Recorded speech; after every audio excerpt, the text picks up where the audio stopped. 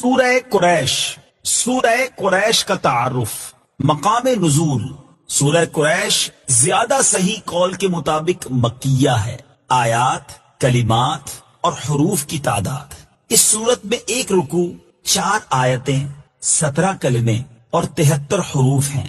कुरैश नाम रखने की वजह, कुरैश एक कबीले का नाम है और इस सूरत की पहली आयत में ये लफ्ज मौजूद है। इस मुनासिबत से इसे सूरह कुरैश कहा जाता है। सूरह कुरैश के मज़ामीन इस सूरत में बयान किया गया कि अल्लाह ताला ने कुरैश को तिजारत के लिए हर साल में 2 सफर करने की तरफ रगबत दिलाई और इनकी मोहब्बत उनके दिल में डाल दी। इसलिए उन्हें चाहिए कि बुतों की बजाय उस रब ताला की इबादत करें जिसने इन्हें भूख में खाना दिया और इन्हें कई किस्म के खौफ से अमन अता किया। सूरह फील के साथ मुनासबत, सूरह कुरैश की अपने से माकबल सूरत फील के साथ मुनासिबत यह है, दोनों सूरतों में अल्लाह ताला ने अहले मक्का को अपनी नेमतें याद दिलाई हैं। चुनाचे सूरह फील में ये नेमत याद दिलाई कि अल्लाह ताला ने उनके दुश्मन अबरहा को हलाक किया जो काबा-ए मुअज्जमा को गिराने आया था, और सूरह कुरैश में ये नेमत याद दिलाई कि अल्लाह ताला ने उनमें तिजारत करने की रगबत पैदा फरमाई और सर्दी गर्मी के मौसम में उन्हें दूसरे शहरों में तिजारत के लिए सफर करने पर तैयार किया। कुरैश को मानूस करने की वजह से, इन्हें सर्दी और गर्मी दोनों के सफर से मानूस करने की वजह से, तो इन्हें इस घर के रब की इबादत करनी चाहिए जिसने इन्हें भूख में खाना दिया और इन्हें खौफ से अमन बख्शा। कि अल्लाह ताला की नेमतें बेशुमार हैं। इनमें से एक जाहिरी नेमत यह है कि उसने कुरैश को हर साल में 2 सफरों की तरफ रगबत दिलाई और उनकी मोहब्बत उनके दिल में डाली। चुनाचे कुरैश तिजारत के लिए सर्दी के मौसम में यमन का और गर्मी के मौसम में शाम का सफर करते थे और हर जगह के लोग इन्हें अहले हरम कहते थे और उनकी इज्जत और हुर्मत करते थे। ये अमन के साथ तिजारतें करते, इन तिजारतों से फायदे उठाते और मक्का मुकर्रमा जहाँ न खेती है और न माश के असबाब, वहाँ रिहाइश रखने के लिए मुसलसल सरमाया पहुँचाते। उन पर अल्लाह ताला की ये नेमत जाहिर है और ये लोग इससे फायदा उठाते हैं, तो इन्हें चाहिए कि वो इस नेमत का शुक्र अदा करते हुए काबा-ए मुअज्जमा के रब की इबादत करें जिसने इन्हें इन सफरों के जरिए भूख की उस हालत में खाना दिया जिसमें वो उन सफरों से पहले अपने वतन में खेती न होने के बाइस मुब्तला थे और उन्हें हरम शरीफ के सबब और मक्का वाले होने की वजह से खौफ से अमन बख्शा कि कोई उनके साथ मुजाहमत नहीं करता। हालांकि उनके अतराफ और कुर्ब जवार में कत्लो गारतगिरी होती रहती है, काफिले लुटते हैं और मुसाफिर मारे जाते हैं। बाज मुफस्सिरीन ने फरमाया कि खौफ से अमन बख्शने से मुराद ये है कि इन्हें जुजाम के मर्ज से अमन दिया कि इनके शहर में इन्हें जुजाम का मर्ज ना होगा, और बाज मुफस्सिरीन ने फरमाया कि इससे मुराद ये है कि ताजदार रिसालत सल्लल्लाहु तआला अलैहि वसल्लम की बरकत से उन्हें अजीम खौफ से अमान अता फरमाई। कुरैश का तारुफ, कुरैश उस कबीले का नाम है जिसमें सैयदुल मुरसलीन सल्लल्लाहु तआला अलैहि वसल्लम की विलादत मुबारका हुई। उस कबीले के इस नाम की मुख्तलिफ वजूहात बयान की गई हैं। उनमें से एक ये है कि हुजूर अक़दस सल्लल्लाहु तआला अलैहि वसल्लम के आबाओ अजदाद में से एक बाकमाल हस्ती फहर बिन मालिक हैं। उनका लक़ब कुरैश है और उनकी औलाद कुरैशी या कुरैश कहलाती है। फहर बिन मालिक कुरैश इसलिए कहलाते हैं कि कुरैश एक समुंदरी जानवर का नाम है जो बहुत ही ताकतवर होता है और वो समुंदरी जानवरों को खा डालता है। ये जानवर तमाम जानवरों पर हमेशा गालिब ही रहता है, कभी मगलूब नहीं होता। और चूंकि फहर बिन मालिक अपनी शुजाअत और खुदादाद ताकत की बिना पर अरब के तमाम कबाइल पर गालिब थे, इसलिए तमाम अरब वाले उनको कुरैश के लक़ब से पुकारने लगे। कुरैश के बारे में अहादीस, यहाँ कुरैश से मुतालिक 3 अहादीस समाअत फरमाइए। नंबर 1, हजरत वासिला बिन अस्का रदियल्लाहु ताला अन्हु से रिवायत है, मुस्लिम शरीफ की हदीस है। रसूल करीम सल्लल्लाहु ताला अलैहि वसल्लम ने इरशाद फरमाया, अल्लाह ताला ने हजरत इस्माइल अलैहिस्सलातु वस्सलाम की औलाद में से कनाना को चुन लिया और कनाना से कुरैश को चुन लिया और कुरैश में से बनु हाशिम को चुन लिया और बनु हाशिम में से मुझे चुन लिया। नंबर 2, हजरत अबू हुरैरा रदियल्लाहु ताला अन्हु से रिवायत है, बुखारी शरीफ की हदीस है। सैयदुल मुरसलीन सल्लल्लाहु ताला अलैहि वसल्लम ने इरशाद फरमाया, लोग इस मामलाए हुक्मरानी में कुरैश के ताबे हैं कि मुसलमान उनके मुसलमानों के और काफिर ان کے کافروں کے تابع ہیں۔ نمبر 3، حضرت معاویہ رضی اللہ تعالی عنہ سے روایت ہے، بخاری شریف کی حدیث ہے، رسول اللہ صلی اللہ تعالی علیہ وآلہ وسلم نے ارشاد فرمایا، خلافت قریش میں رہے گی جب تک یہ دین کے محافظ رہیں، اور جو کوئی ان سے عداوت رکھے گا اسے اللہ تعالیٰ اوندھے منہ گرائے گا۔ سورہ قریش کی آیت نمبر 3 سے حاصل ہونے والی معلومات۔ اس آیت سے چند باتیں معلوم ہوئی۔ نمبر 1، کفار بھی شرعی عبادات کے مکلف ہیں کہ ایمان لائیں اور عبادت کریں۔ نمبر 2، کفر کی حالت میں کوئی نیکی صحیح عبادت نہیں، کیونکہ کفار مکہ طواف، حج، عمرہ اور حاجیوں کی خدمت کرتے تھے، مگر انہیں کل عدم قرار دیا گیا۔ نمبر 3، کعبہ معظمہ عظمت و جلال والے رب تعالی کی ذات کا مظہر ہے۔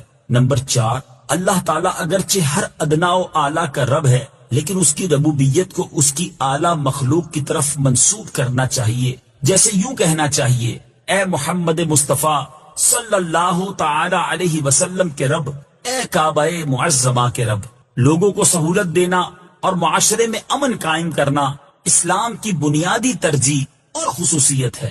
آیت نمبر 4 میں بھوک کی حالت میں کھانا دیے جانے اور خوف کی حالت میں امن دیے جانے کا ذکر ہے۔ یاد رہے کہ بھوک اور خوف دو ایسی چیزیں ہیں جو معاشرے میں گناہوں اور بدکاریوں کی تعداد میں اضافہ کرنے، جرائم کی شرح بڑھانے، بے امنی اور بدسکونی پھیلانے میں انتہائی اہم اور مرکزی کردار ادا کرتی ہے، جبکہ بھوک کا ختم ہونا اور خوف کا دور ہو جانا معاشرے میں پاکیزہ ماحول اور امن و امان کی فضا قائم کرنے میں بہت بڑے معاون ہیں۔ اسے دوسرے انداز میں یوں سمجھ لیجئے کہ جہاں لوگوں کو سہولیات دی جاتی ہیں اور ان کی ضروریات زندگی پورا کرنے کے خاطر خواہ انتظامات ہوتے ہیں، وہاں گناہوں اور بدکاریوں کی شرح کم ہوگی، اور جہاں امن و امان قائم ہے وہاں جرائم کی تعداد نہ ہونے کے برابر ہوگی اور لوگ پرسکون زندگی بسر کریں گے۔ اگر موجودہ دور میں عالمی سطح پر لوگوں کے حالات کا جائزہ لیا جائے تو یہ چیز واضح ہوگی کہ ان میں زنا، چوری،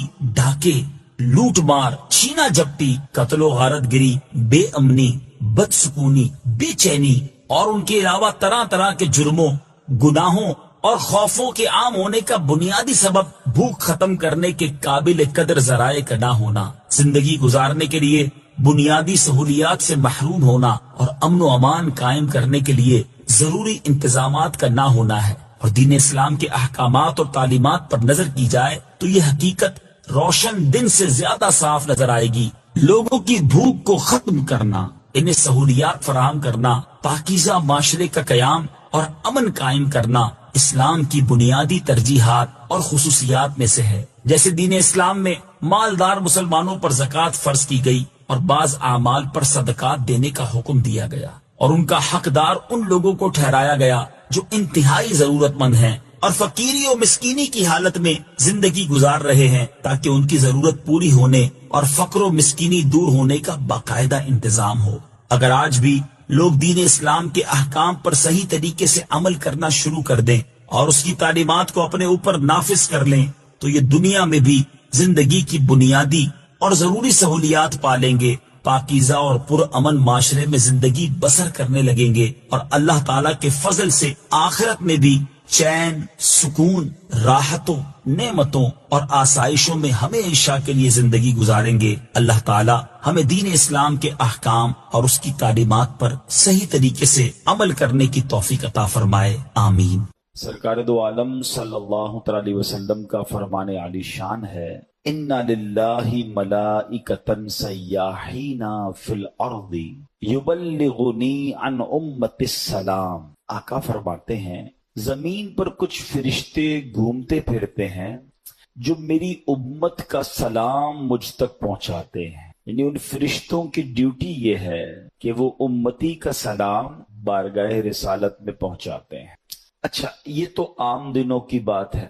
جمعے کے بارے میں روایت ملتی ہے کہ جس کا مضمون ہے کہ اور دنوں کا درود فرشتے مجھ تک پہنچاتے ہیں، اور جمعے کے دن جو درود پڑھا جاتا ہے بنفس نفیس میں خود سماعت کرتا ہوں، یعنی آقا علیہ الصلوۃ والسلام ڈائریکٹلی ہمارا درود سماعت کرتے ہیں۔ ایک اور حدیث پاک کا مضمون ہے کہ جو کوئی شخص جمعہ کے دن 200 بار درود پاک پڑھ لے اس کے 200 برس کے گناہ معاف کر دیے جاتے ہیں۔ اللہ پاک ہمیں کثرت سے درود پاک پڑھنے کی توفیق عطا فرمائے۔ آئیے مل کر محبت کے ساتھ بآواز بلند درود پاک پڑھ لیں۔ صلو علی الحبیب صلی اللہ تعالی علی محمد صلی اللہ علیہ وسلم۔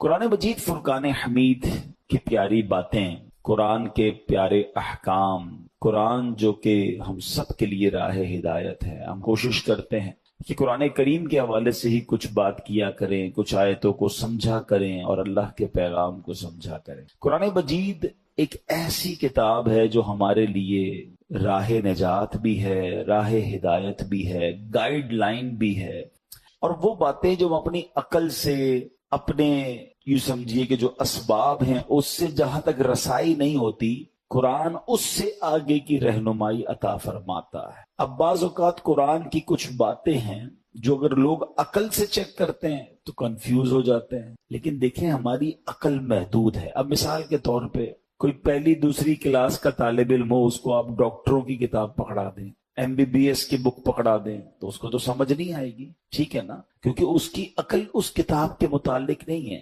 قرآن سمجھنا، اس کو بیان کرنا، یہ بڑے بڑے علماء کا کام ہے۔ تو ہمیں قرآن پاک جب بھی پڑھنا ہے، اس کا ترجمہ اور اس کی تفسیر عاشقان رسول جو علماء ہیں ان کی تفسیر اور بڑے بڑے ائمہ کے اقوال سے سمجھنا ہوگا۔ عقل کے گھوڑے دوڑاتے ہیں اور قرآن کو موجودہ معاملات سے جب کمپیئر کرنے جاتے ہیں تو کچھ لوگ ٹھوکر کھا جاتے ہیں۔ جیسے مثنوی شریف میں ایک بار ایک فلسفی کہیں سے گزر رہا تھا، اس کے کانوں میں قرآن کی تلاوت کی آواز آئی اور اس نے سورہ ملک کی تلاوت سنی، اور سورہ ملک کی جب آخری آیت اس نے سنی، ہم نے کئی بار سنی ہوگی، قُلْ أَرَأَيْتُمْ إِنْ أَصْبَحَ مَاؤُكُمْ غَوْرًا فَمَنْ يَأْتِيكُمْ بِمَاءٍ مَّعِينٍ، کئی باری آیت سنی۔ ترجمہ کیا ہے اس کا؟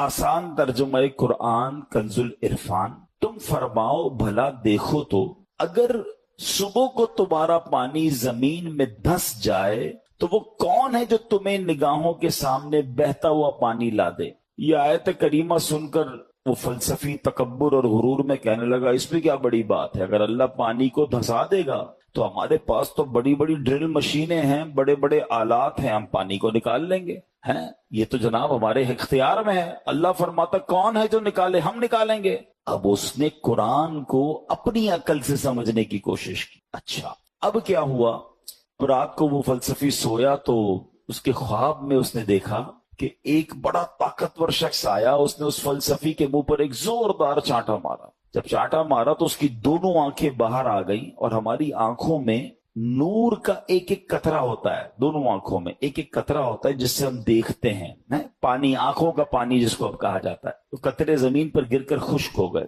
خواب میں یہ سب کچھ ہوا ہے۔ خواب میں آنے والے شخص نے کہا کہ اے بدنصیب، اگر تو واقعی کدال اور پھاوڑے اور سائنسی آلات سے زمین میں گیا ہوا پانی نکال سکتا ہے تو اپنی ان دونوں آنکھوں سے نکلے ہوئے جو قطرے اس کو پانی کو نکال کے دکھا۔ صبح ہوئی تو اس کی آنکھیں پھوٹی ہوئی تھی، آنکھوں میں بہت درد تھا، نظر کچھ نہیں آ رہا تھا، اور اس کا وہ جو سارا نشہ تھا، سارا غرور تھا، وہ بھی اتر چکا تھا۔ کہ ہر چیز اپنے دماغ سے فیصلہ نہیں کی جاتی، اللہ کے احکام ہیں تو ہمارا کام اس پر عمل کرنا ہے، اس پر یقین کرنا ہے، اسے فالو کرنا ہے۔ قرآن میں ایسے ایسے خزانے ہیں، تو قرآن تو وہ عظیم کتاب ہے کہ جس کی ہمیں جو ہے برکتیں حاصل کرنی چاہیے۔ معاذ اللہ اس کو ڈیبیٹ میں، یعنی اس کو اگینسٹ میں اس کے بات کرنے سے پہلے 1000 بار سوچنا چاہیے۔ ہم مسلمان ہیں، ہمارا کام ایمان لانا ہے۔ شاعر کہتے ہیں نا، کسی کو تاج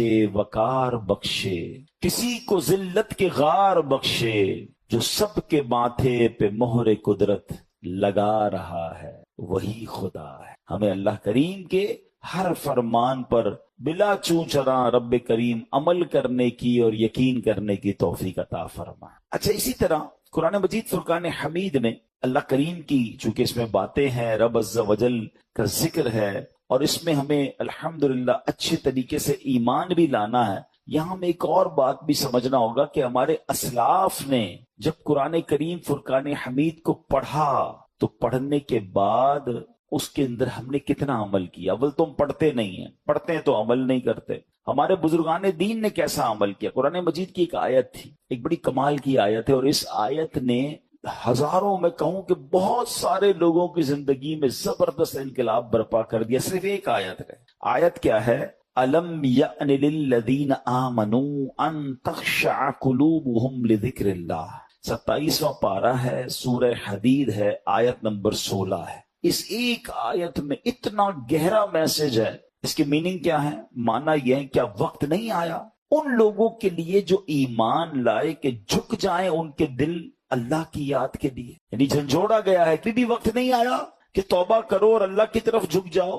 اب دیکھیں جس کے دل پہ اثر ہونا ہوتا ہے کیسا ہوتا ہے. جو پاکیزہ دل، اللہ پاک جن کے دلوں پر قرآن کا اثر ڈالتا ہے کیسا ہوتا ہے کہ حضرت فضیل بن عیاض رحمت اللہ تعالی علیہ، یہ بہت بڑے اللہ کے ولی گزرے ہیں، مگر شاید بہت کم لوگوں کو پتا ہوگا کہ توبہ سے پہلے یہ بہت بڑے ڈاکو تھے، اور اتنے خطرناک ڈاکو تھے کہ محلے والے، علاقے والے، شہر والے ان سے ڈرا کرتے تھے. آپ نے قرآن مجید کی ایک آیت پر عمل کیا. ہوا کیا کہ ایک بار آپ قافلے کے ساتھ کہیں جا رہے تھے، قافلے میں ایک شخص جو تھا تلاوت قرآن کر رہا تھا، اور اس نے یہ آیت پڑھ دی. آیت کیا ہے؟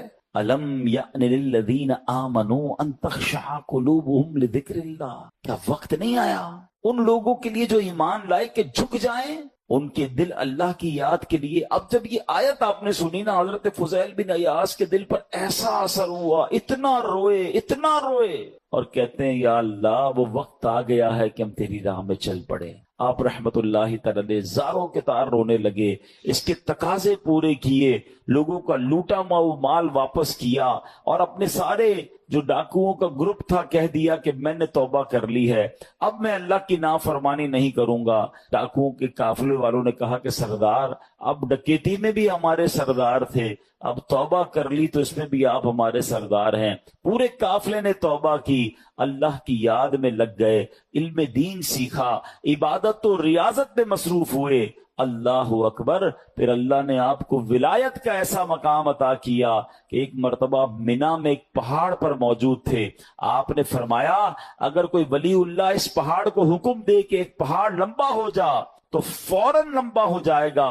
بس اتنا کہنے کی دیر تھی کہ پہاڑ نے لمبا ہونا شروع کر دیا. آپ نے فرمایا پہاڑ رک جا، میں نے تجھے حکم نہیں دیا ہے. یہ سنتے ہی وہ ٹھہر گیا. تو اللہ والے جو ہوتے ہیں، اب یہاں جو اصل ہمیں بات سیکھنی ہے کہ توبہ کرنے سے اللہ کیسا مرتبہ عطا فرماتا ہے. ڈاکو ہو اللہ اسے اپنا ولی بنا لیتا ہے. بس سچے دل سے توبہ کرنا ہے اور قرآن کے نور کو دل میں داخل کرنا ہے. ایسی بہت ساری قرآن میں آیتیں ہیں، اگر بندہ دل سے پڑھے تو وہ ڈائریکٹ دل پر اثر کرتی ہیں، امپیکٹ کریٹ کرتی ہیں. آپ قرآن کا امپیکٹ دیکھیں نا. کبھی کبھی ایسا ہوتا ہے کہ بہت اچھا قاری تلاوت کرنے والا ہو یا امام صاحب بڑی اچھی تلاوت کر رہے ہوں، ہمیں سمجھ نہیں آتا مگر آنکھوں سے آنسو جاری ہو جاتے ہیں، دل پر ایک کیفیت طاری ہو جاتی. کیسے؟ بات تو سمجھ نہیں آ رہی ہے. یہ وہ قرآن کا نور ہے، یہ وہ قرآن کی برکت ہے جو آپ اپنے دل میں محسوس کرتے ہیں. اللہ کرے کہ میں اور آپ سمجھ کر قرآن پڑھنے والے بنیں اور قرآن کی برکتیں حاصل کریں. صحابہ کرام کس طرح عمل کرتے تھے؟ قرآن کی آیت پڑھتے تھے اور نیکی پر عمل کر لیتے تھے. بخاری شریف کی ایک حدیث ہے، حضرت ابو طلحہ انصاری رضی اللہ تعالیٰ عنہ بڑے مالدار صحابی تھے. انہیں اپنے مال میں بے روحا، یہ بڑا پیارا ایک وہ آپ کا کنواں تھا، باغ بھی تھا، وہ باغ بڑا پسند تھا آپ کو. تو بے روحا نامی باغ انہیں بڑا پسند تھا. تو قرآن کی آیت نازل ہوئی، لن تنالوا البر حتى تنفقوا مما تحبون. یہ چوتھے پارے کی پہلی آیت ہے. اب دیکھیں اس ایک آیت میں میسج کتنا ہے. 6600 سے زیادہ آیتوں میں کیا کیا خزانے ہوں گے. میں نے آپ کو ابھی ایک آیت سنائی جس نے حضرت فضیل بن عیاض کو بدل دیا. ابھی ایک آیت سنائیے، چوتھے پارے کی پہلی آیت. ترجمہ کیا ہے اس کا؟ تم ہرگز بھلائی کو نہیں پا سکو گے جب تک راہ خدا میں اپنی پیاری چیز خرچ نہ کرو. کیا شاندار میسج ہے. اگر بھلائی چاہیے تو اللہ کی راہ میں بیسٹ خرچ کرنا ہے، گھٹیا نہیں. اچھا انہوں نے پڑھی یہ آیت، ابھی نازل ہوئی، ابھی پڑھی، فوراً نبی پاک کی بارگاہ میں حاضر ہوئے، کہتے حضور بے روحا جو ہے نا باغ مجھے بڑا پسند ہے، اللہ نے فرمایا ہے بھلائی جب ملے گی جب بہترین چیز خرچ کرو گے. حضور میں اپنا یہ پورا باغ ہی راہ خدا میں خرچ کرتا ہوں, صدقہ کرتا ہوں. ادھر آیت پڑھی ادھر عمل شروع. ہم نہ جانے کتنے بیان سنتے ہیں, کتنی آیتیں پڑھتے ہیں, کتنا قرآن پڑھتے ہیں, عمل کدھر ہے؟ تو یہ وہ لوگ تھے جو قرآن پڑھتے تھے اور فوراً اس پر عمل کرنا شروع کرتے تھے. اور پھر اللہ نے ان کو کیسا مرتبہ عطا فرمایا. اے میرے پیارے اسلامی بھائیوں, قرآن سے محبت کیجیے, قرآن سے دوستی کیجیے. حدیث پاک میں آتا ہے جس کا مضمون ہے وہ دل ویران ہے جس میں کچھ قرآن نہیں. ہم چیک کریں ہمارے سینوں میں کتنا قرآن. میں آج آپ کو ایک ایسی روایت سنانے جا رہا ہوں کہ جب بھی پڑھتے ہیں نا یا اس کو سنتے ہیں, کہتے ہیں وہ رونگٹے کھڑے ہو جاتے ہیں. یہ تورات شریف میں روایت ہے کہ اللہ پاک ارشاد فرماتا ہے, اے میرے بندے, کیا تجھے مجھ سے حیا نہیں آتی کہ تو راستے میں چل رہا ہوتا ہے, تیرے پاس اپنے کسی بھائی کا خط آتا ہے تو تو راستے سے ہٹ جاتا ہے, بیٹھ کر اس کے ایک ایک حرف کو غور سے پڑھتا, یہاں تک کہ اس کا کوئی لفظ نہیں چھوڑتا, جبکہ میری کتاب میں نے تیری طرف نازل کی. دیکھ اس میں تیرے لیے کتنی تفصیل ہے, میں نے کتنی بار تجھے سمجھایا تاکہ تو اس میں غور کرے, پھر بھی تو اس سے منہ پھیرتا ہے. کیا میرا مرتبہ تیرے نزدیک تیرے بھائیوں سے بھی کم ہے؟ اب آج کے دور میں ذرا سمجھیے گا, ہم کہیں جائے, بلکہ نماز پڑھ رہے ہو, ابھی مسجد میں ہمارے موبائل پر میسج آیا, میسج آنے کی ٹیون آئے, بیل بجے, واٹس ایپ آیا ہے, پتہ چل گیا ہے. اب دل میں خیال آنا شروع ہوگا, پتہ نہیں کس کا ہوگا, کیا لکھا ہوگا, کیا پیغام ہوگا. جلدی سے موبائل نکالو, چیک کرو, مس نہ ہو جائے. کال آئی ہے, فوراً دیکھیں گے کس کی آئی ہے. غور کیجئے, اللہ فرما رہا ہے کتنی حقیقت بات ہے کہ ہم مسجد میں, نماز میں, سفر میں, ٹریول میں میسج آئے چھوڑتے نہیں. یہی تو بات تورات میں فرمائی نا کہ تیرے بھائی کا تیرے پاس خط آیا, پیغام آیا, تو اس راستے سے رک جاتا ہے, ایک ایک حرف بغور پڑتا ہے. اور میں نے جو تجھ پر کتاب نازل کی تیرے پاس اس کے لیے ٹائم نہیں ہے. کتنی ہدایت کی باتیں ہیں, کتنا تجھے اس میں سمجھایا ہے, کتنا تجھے بتایا ہے. پھر اگلا جملہ جو آخری جملہ ہے نا, وہ ہلا دیتا ہے کہ رب فرماتا ہے کہ میرا مرتبہ تیرے نزدیک تیرے بھائیوں سے بھی کم ہے, ہماری فیملی سے بھی کم. ہمارے پاس اللہ کا مرتبہ ہو گیا, معاذ اللہ. فیملی کا میسج مس نہیں کرتے, باس کا میسج مس نہیں کرتے, دوستوں کا میسج مس نہیں کرتے, رات کو آدھی رات کو اٹھ کر بھی موبائل چیک کرتے ہیں. قرآن بھی تو میسج ہے نا, اور اللہ کا میسج ہے, راہ نجات ہے, راہ ہدایت ہے, کتنے خزانے ہیں ہمارے لیے. اچھا میں اور آپ واٹس ایپ پڑھیں, ہر واٹس ایپ پڑھنے کا تو ثواب نہیں نا. قرآن جتنا پڑھے ثواب ہے, ہر لفظ پر ثواب ہے. اور برکتیں کیسی ہیں, اللہ اکبر اللہ اکبر. ایک صحابی ہیں حضرت ثابت بن قیس, ان کا گھر جو ہے رات کے وقت ان کا گھر ایسے چمکتا تھا جیسے روشن چراغ چمکتا. اس زمانے میں تو بجلی کا انتظام نہیں تھا, تو لوگوں نے نبی پاک سے تذکرہ کیا کہ حضور ثابت بن قیس کا گھر پورے محلے میں چمکتا رہتا ہے چراغ کی طرح. تو نبی پاک نے پتہ کیا فرمایا, ثابت بن قیس ضرور رات کو سورہ بقرہ کی تلاوت کرتے ہوں. صحابہ نے آ کے پوچھا کیا ایسا ہی ہے؟ کہتے ہاں, میں روز رات کو سورہ بقرہ کی تلاوت کرتا. یعنی اب غور کریں کہ قرآن پڑھنے پر ثواب, برکتوں کا نزول, فرشتوں کا نزول, ہدایت الگ مل رہی ہے, گائیڈنس الگ مل رہی ہے. But we have no time to read Quran and have no time to understand Quran. لیکن جو میسیجز آ رہے ہیں, جو ای میلز آ رہی ہیں, جو واٹس ایپ آ رہے ہیں, سب پڑھ رہے ہیں, سب دیکھ رہے ہیں, مس نہ ہو جائے. کتنی بڑی بات ہے کہ اللہ کے پیغام کے لیے وقت نہیں ہے. ہم مسلمان ہیں, ہم کیا یہ جواب دے سکیں گے قیامت کے دن کہ اللہ بڑا بیزی تھا, ٹائم نہیں تھا, بیزی لائف تھی, فیملی لائف تھی؟ نہیں میرے پیارے اسلامی بھائی, اس کو محسوس کیجئے. اب میں ایک اور لاجک کے ذریعے سمجھاتا ہوں, پھر میں قرآن کی اس آیت کی طرف آؤں گا جو آج میرا ٹاپک ہے. اللہ کرے کہ قرآن سے محبت کسی طرح بڑھ جائے اور ہم روز قرآن پڑھنے والے بنیں. اے ایمان والو کہہ کر, او یو بلیورز, یا ایھا الذین آمنو. یاد رکھیے گا ویسے تو more than 6000 آیات ہیں قرآن میں, مگر 89 آیتیں وہ ہیں جس میں ڈائریکٹلی مجھ سے اور آپ سے اللہ نے بات کی ہے. پیارے بھائیوں, کم از کم وہ 89 آیتیں تو پڑھ لیں کہ اللہ نے مجھے کہا کیا ہے, حکم کیا دیا ہے, آرڈر کیا دیا ہے.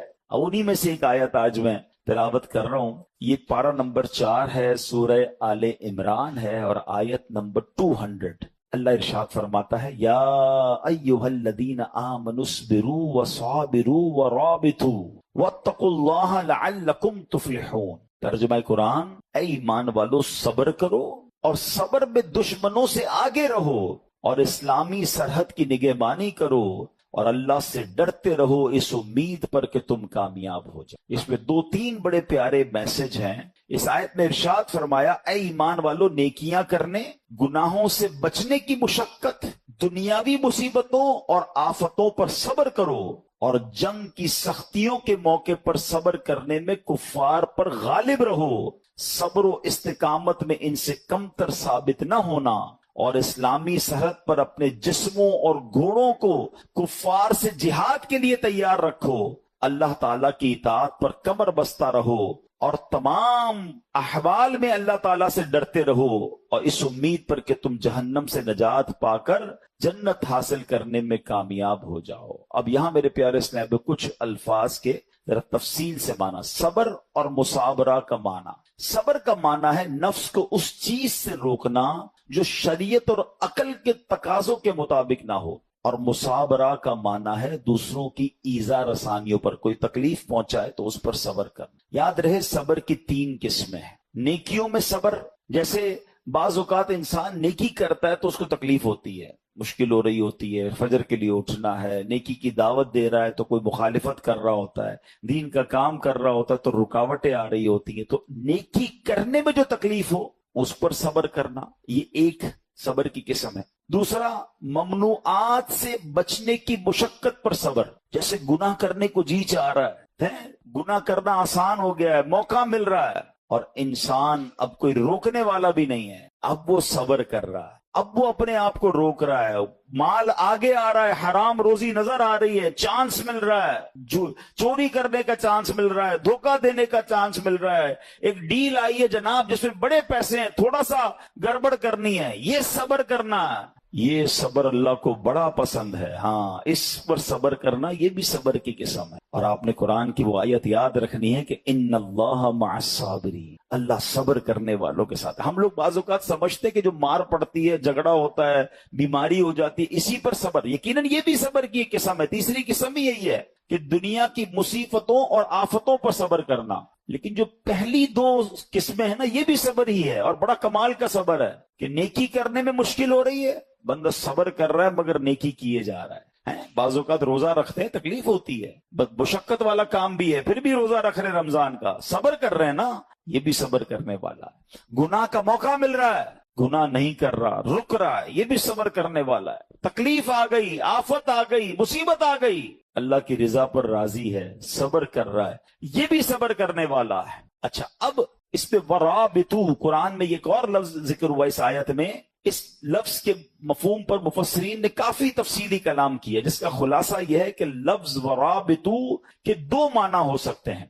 سرحد پر اپنے جسموں اور گھوڑوں کو کفار سے جہاد کے لیے تیار رکھو، نمبر 2 اللہ تعالیٰ کی اطاعت پر کمر بستہ رہو۔ تو جو لوگ سرحدوں کی، اسلامی سرحدوں کی حفاظت کرتے ہیں، اپنی جان جوکھوں میں ڈالتے ہیں، شہید ہو جاتے ہیں، اپنا سب کچھ لٹا دیتے ہیں، ان کے بڑے مرتبے قرآن میں بیان ہوئے اور اس کی تو بڑی فضیلتیں ہیں۔ سبحان اللہ، یاد رکھیے کہ اسلامی ملک کی بقا، مسلمانوں کی حفاظت، دین کی سربلندی، اسلام کی قوت کا اظہار، لوگوں کے حقوق کا تحفظ، پیغام الہی کے لیے تبلیغ، کفر کی راہ میں رکاوٹ اور اس کی روک تھام میں اسلامی ملک کی سرحدوں کی حفاظت کا بہت عمل دخل ہے۔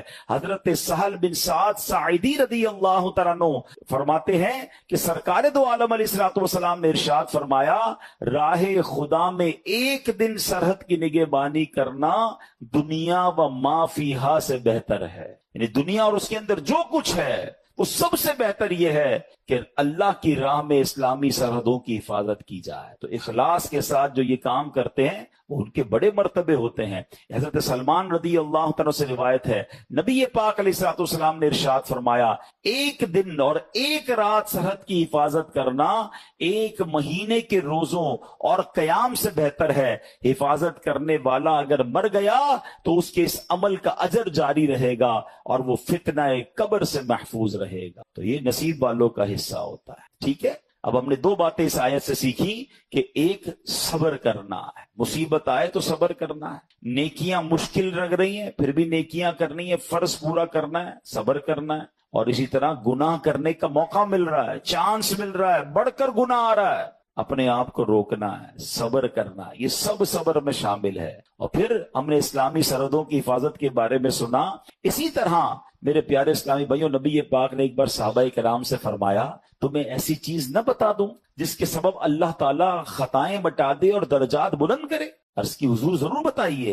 ارشاد فرمایا، جس وقت وضو ناگوار ہوتا ہے اس وقت وضو کامل کرنا، اور مسجدوں کی طرف قدموں کی کثرت، اور ایک نماز کے بعد دوسری نماز کا انتظار، اس کا ثواب ایسا ہے جیسا کفار کی سرحد پر حمایت بلاد اسلام کے لیے گھوڑا باندھنے کا ہے۔ یعنی کچھ لوگوں کو تو جہاد کا موقع ملتا ہے، اللہ ان کو سلامتی عطا فرمائے، مگر عام مسلمان جیسے ابھی کوئی اگر اسلامی سرحدوں پر ہمارے ملک میں کوئی ایسا معاملہ نہیں اور ہم نہیں جا پا رہے، تو یہ کتنی پیاری حدیث ہے کہ ایک نماز سے دوسری نماز کا انتظار کرنا، جب وضو مشکل ہو اس وقت وضو کرنا، سردیوں میں بعض اوقات وضو مشکل ہو جاتا ہے، مسجدوں کی طرف قدم رکھ چلنا، تو آقا فرماتے ہیں اس کا ثواب ایسا ہے کہ کفار کی سرحد پر حمایت بلاد اسلام کے لیے گھوڑا باندھنے کا۔ تو اے میرے پیارے اسلامی بھائیوں، قرآن پاک کی آیتوں میں ہم سب کے لیے بہت سارے میسج ہیں۔ آج بڑا مسئلہ یہ ہے کہ ہمارے اندر سے صبر ختم ہوتا جا رہا ہے، آج بے صبری کا دور ہے، چھوٹی سی مشکل آ جائے، چھوٹی سی پریشانی آ جائے، ہم شکوہ کرتے ہیں، ہم شکایت کرتے ہیں۔ یاد رکھیے، سب کو بتا کر صبر نہیں ہوتا ہے۔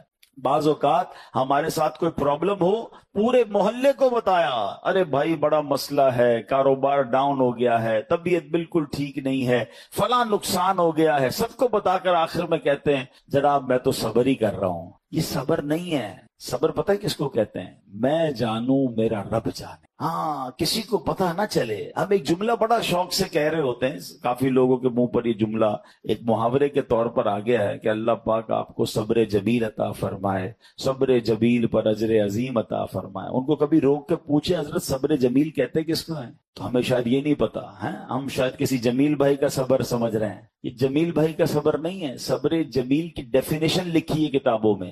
صبر جمیل یہ ہے کہ دو بندے ہوں، ایک پریشان ہے اور ایک بالکل خوشحال ہے، آپ کو دونوں کو دیکھ کر پتہ نہ چلے کہ پریشان کون ہے، میرا چہرہ بھی نہ بتائے۔ اچھا ہم زبان سے نہیں بتاتے، چہرے سے پتہ چل جاتا ہے، بھائی خیر تو ہے، آج آپ کی طبیعت، آپ کا منہ اترا ہوا ہے تو ہاں بس یار وہ فلاں مسئلہ ہو گیا فلاں، نہیں، کسی کو پتہ ہی نہ چلے۔ صبر یہ جو جس صبر کو سبحان اللہ جس کی برکتیں ہیں نا، پھر دیکھیں غیب سے کیسے مدد آتی ہے۔ وہ نعت کا شعر سنا ہوگا نا، کسی کا احسان کیوں اٹھائیں، کسی کو حالات کیوں بتائیں، تم ہی سے مانگیں گے تم ہی دو گے، تمہارے در سے ہی لو لگی۔ ہم کہ اچھا مجھے ایک بات بتائیں، میں اپنی بیماری کسی کو بتا دوں، کیا وہ علاج کر دے گا؟ میرا نقصان ہو گیا کاروبار میں، اس کو بتاؤں گا کیا پیسے دے دے گا؟ ملنا کچھ نہیں ہے، صبر کا ثواب جا رہا ہے۔ تو اللہ کرے کہ یہ بات سمجھ آ جائے کہ ہم پراپر صبر کرنے والے بنے ہیں۔ بات بڑی گہری لیکن عقل مند لوگ پک کر لیں گے۔ حضرت رابعہ بصریہ رضی اللہ تعالیٰ عنہ نے، بڑی ولیہ تھیں، بڑی کمال کی خاتون تھی، ان کے قریب سے ایک شخص گزرا، اس کے سر پر پٹی بندھی ہوئی تھی۔ تو حضرت رابعہ بصریہ نے پوچھا کیوں پٹی باندھی ہے؟ کہتے سر میں درد ہے، بیمار ہوں اس لیے پٹی باندھی ہے۔ آپ نے پتہ کیا کہا؟ کیا کبھی صحت کی پٹی بھی باندھی تھی؟ اب یہ بات بڑی گہری ہے۔ یعنی ان کا کہنا یہ تھا کہ رب نے تمہیں اتنے دن تک صحت مند رکھا، کسی کو نہیں بتایا، آج تھوڑے دن کے لیے بیماری ہوئی تو پٹی باندھ کے سب کو بتا رہے ہو کہ اللہ نے بیمار کیا ہے۔ یہ بات سمجھنی ہے کہ ہماری پرابلم ہماری ہے، میرا رب، اگر رب راضی ہے میری پرابلم پر تو میں بھی راضی ہوں نا۔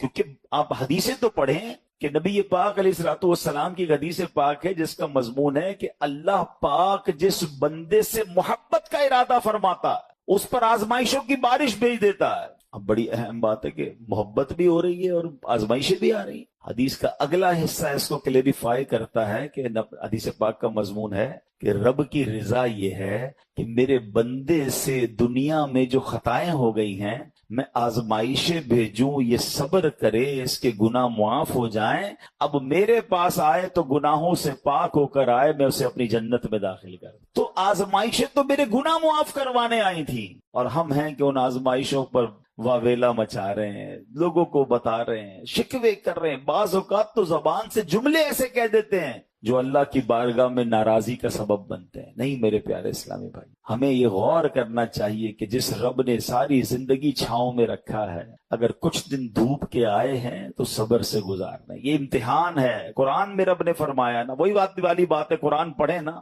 اللہ فرماتا ہے وَلَنَبْلُوَنَّكُمْ بِشَيْءٍ مِّنَ الْخَوْفِ وَالْجُوعِ وَنَقْصٍ مِّنَ الْأَمْوَالِ وَالْأَنفُسِ وَالثَّمَرَاتِ وَبَشِّرِ الصَّابِرِينَ۔ اللہ نے تو لسٹ بھی دے دی ہے، ہم ان قریب تمہیں آزمائیں گے، بھوک سے مال کم ہو جائیں گے، بیمار ہو جاؤ گے، خوف آ جائے گا، پرابلمز آئیں گی، مگر آگے کیا فرمایا؟ وَبَشِّرِ الصَّابِرِينَ، خوشخبری ہے صبر والوں کے لیے۔ الَّذِينَ إِذَا أَصَابَتْهُمْ مُصِیبَہ، جب وہ مصیبت میں گرفتار ہو جاتے ہیں، قالوا انا للہ وانا الیہ راجعون، کہتے ہیں ہم اللہ ہی کا مال ہے، اللہ ہی کی طرف لوٹ کر جانا ہے۔ تو اللہ قرآن کی اس آیت کے صدقے ہمیں صبر کرنے والا بنا دے۔ دل کو زندہ رکھنا ہے، دل کو آباد رکھنا ہے تو اللہ کا ذکر کرنا۔ سبحان اللہ۔ وہ دل جو ذکر الہی سے خالی ہیں وہ مردہ کی طرح اس کو مثال دی گئی، لیکن قرآن خود فرماتا ہے الا بذکر اللہ تطمئن القلوب، بے شک اللہ کے ذکر میں ہی دلوں کا چین ہے۔ اللہ کی یاد اور اللہ کے ذکر کا بہترین طریقہ 5 وقت نماز ہے،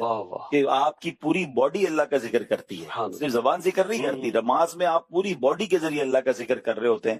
بعض اوقات لوگ تسبیح پڑھی جا رہے ہوتے ہیں مگر نماز نہیں پڑھ رہے ہوتے ہیں۔ بھئی نماز سے بڑھ کر اللہ کا ذکر کیا ہے؟ تو نماز پڑھیں، کچھ نہ کچھ روز تلاوت کریں، اور بے شک اللہ کے ناموں کا ذکر بھی کریں۔ بڑی پیاری حدیث پاک ہے جس کا مضمون ہے جو 70,000 بار کلمہ پاک پڑھے، لا الہ الا اللہ، حدیث پہ الفاظ اتنے ہی ہیں، لا الہ الا، وہ پڑھ لے، اپنے لیے پڑھے یا جس کے لیے پڑھے، مغفرت ہو جاتی ہے۔ واہ واہ۔ تو اس میں میرا تو مشورہ یہ کہ کم از کم رمضان میں ایک بار 70,000 بار اپنے پاس اپنے لیے پڑھ لیں، پھر اللہ پاک توفیق دے تو اپنے والدین کے لیے باری باری پڑھیں۔ لا الہ الا اللہ، لا الہ الا اللہ، یہ اتنا آسان وظیفہ ہے، اور یہ افضل الذکر بھی کہا گیا حدیث میں، افضل الذکر لا الہ الا اللہ۔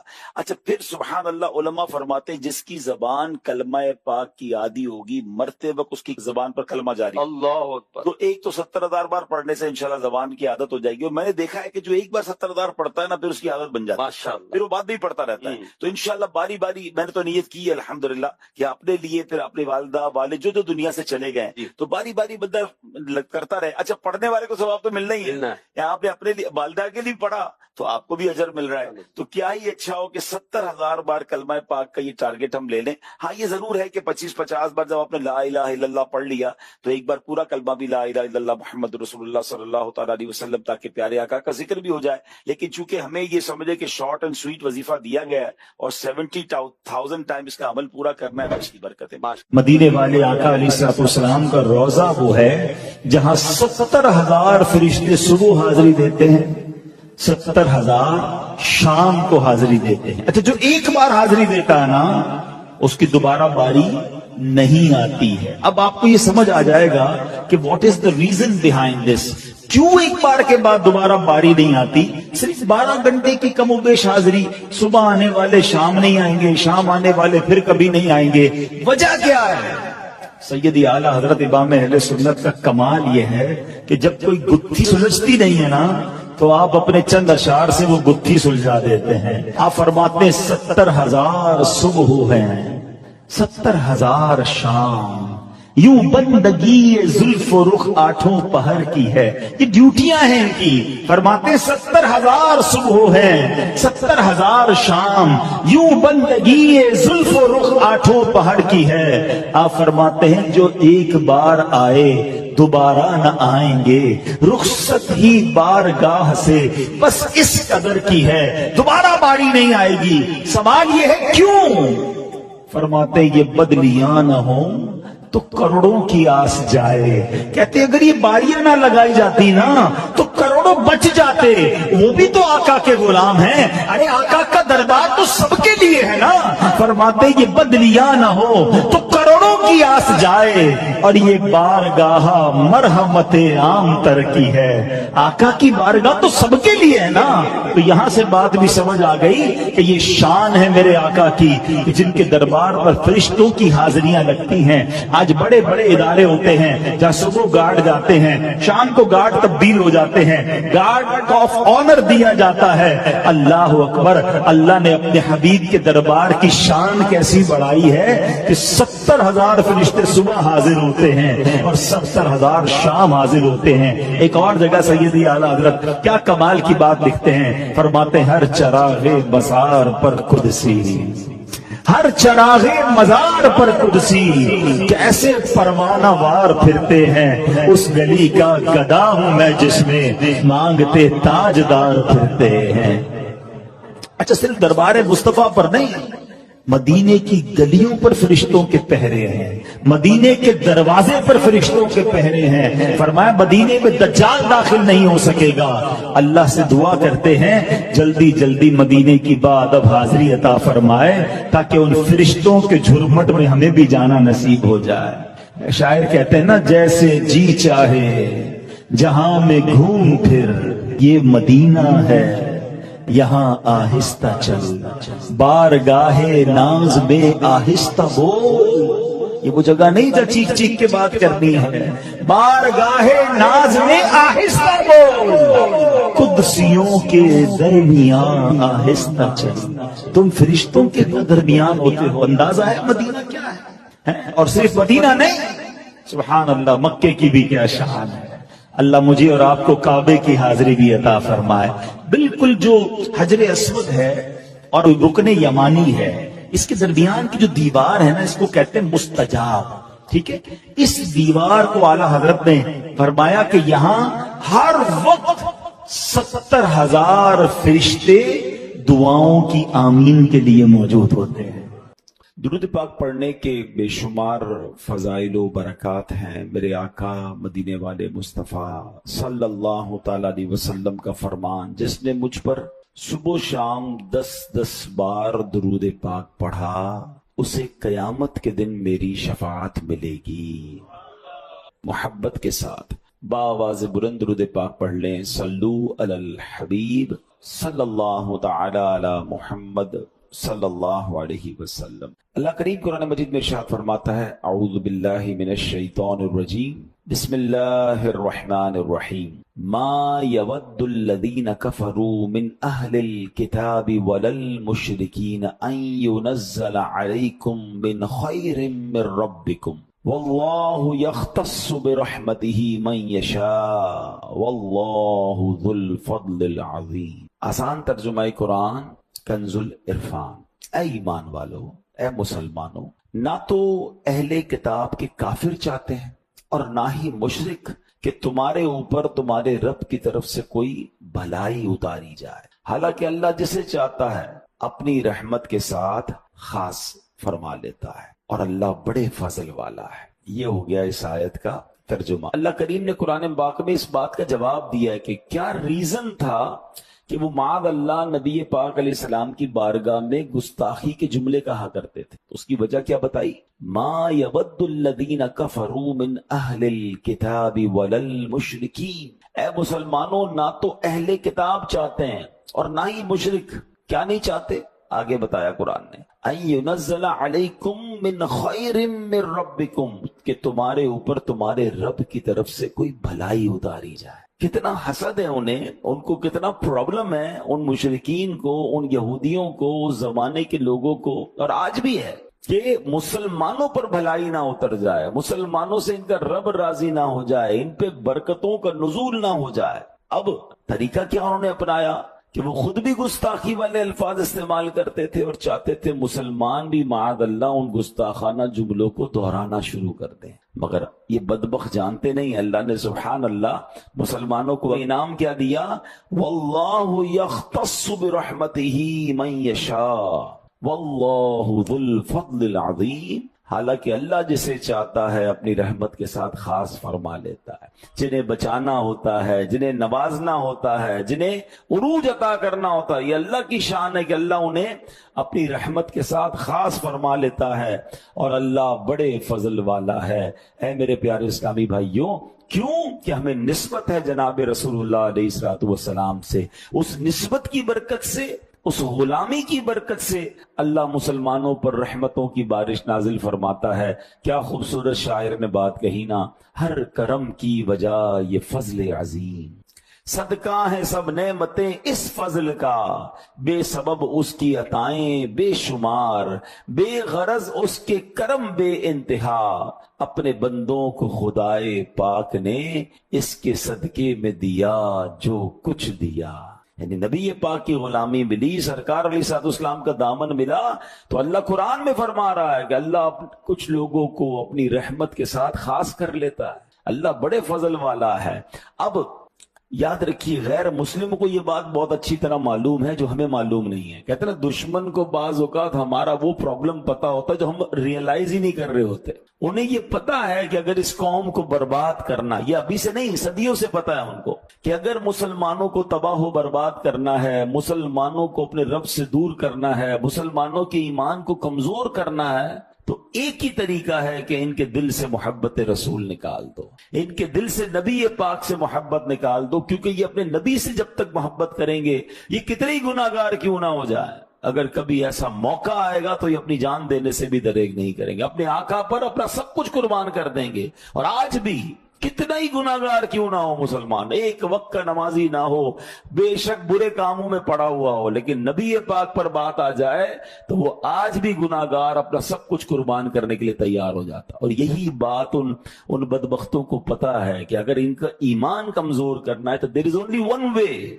اور یہ بات شاعر مشرق ڈاکٹر اقبال نے بہت پہلے کہہ دی تھی کہ وہ فاقہ کش کے موت سے ڈرتا نہیں ذرا، وہ فاقہ کش کہ موت سے ڈرتا نہیں ذرا، روح محمد اس کے بدن سے نکال دو۔ کیونکہ مسلمان غریب ہو، فقیر ہو، پریشان ہو، لیکن جب نبی پاک کی بات آ جائے تو نہ وہ غربت سے ڈرتا ہے، نہ فاقے سے ڈرتا ہے، وہ اپنے نبی کے نام پر اپنا سب کچھ قربان کر دیتا ہے۔ ہاں، ایک شاعر نے لکھا نا، بتا دو گستاخان نبی کو غیرت مسلم زندہ ہے، ان پر مر مٹنے کا جذبہ کل بھی تھا اور آج بھی۔ اب کتنی گناہگار کیوں نہ ہو، اب کتنی خطا کار کیوں نہ ہو، مگر آج بھی نبی پاک پر اپنا سب کچھ قربان ہے۔ لیکن دیکھو، اس کو کم مت ہونے دینا، یہ پلان ہے، یہ سازشیں ہیں کہ کسی طرح ان کو ان کے نبی سے دور کر دو، اور اس کے لیے پلاننگ ہو رہی ہے، ہمیں سمجھ نہیں آ رہی۔ میں آگے بیان کروں گا کہ باقاعدہ اب دیکھیں نا، قرآن میں رب نے فرمایا یہ چاہتے ہیں مسلمانوں پر فضل نہ ہو، اس لیے گستاخانہ جملے کہتے ہیں، اور آج بھی کبھی خاکے بناتے ہیں، ہمیں ٹیسٹ کیا جاتا ہے، کبھی معاذ اللہ نبی پاک کی شان میں گستاخی کی جاتی ہے، اور آپ کچھ لوگ ہیں جو کہتے ہیں یار اب ٹھیک ہے، یہ تو ان کا عمل ہے تو ہمارا کیا مسئلہ ہے، ان کے دل پہ کچھ فرق ہی نہیں پڑتا۔ تو پھر اپنے ایمان کو چیک کروائیے، کیوں کہ محمد کی محبت دین حق کی شرط اول ہے۔ ہاں، محمد کی محبت دین حق کی شرط اول ہے، اسی میں ہو اگر خامی تو سب کچھ نامکمل ہے۔ ہر جمعے کو ہم خطبہ سنتے ہیں، اور آپ کو سب نے، میں جو جملہ کہنے جا رہا ہوں آپ کو سب کو یاد آ جائے گا، اور وہ جملہ کیا میں کہتا ہوں، یہ جہاں بھی آپ جمعہ پڑھتے ہوں گے، الا لا ایمان لمن لا محبت لا۔ یاد آ رہا ہے کچھ؟ 3 بار عموماً امام صاحب کہتے ہیں، الا لا ایمان لمن لا محبت لا، الا لا ایمان لمن لا محبت لا۔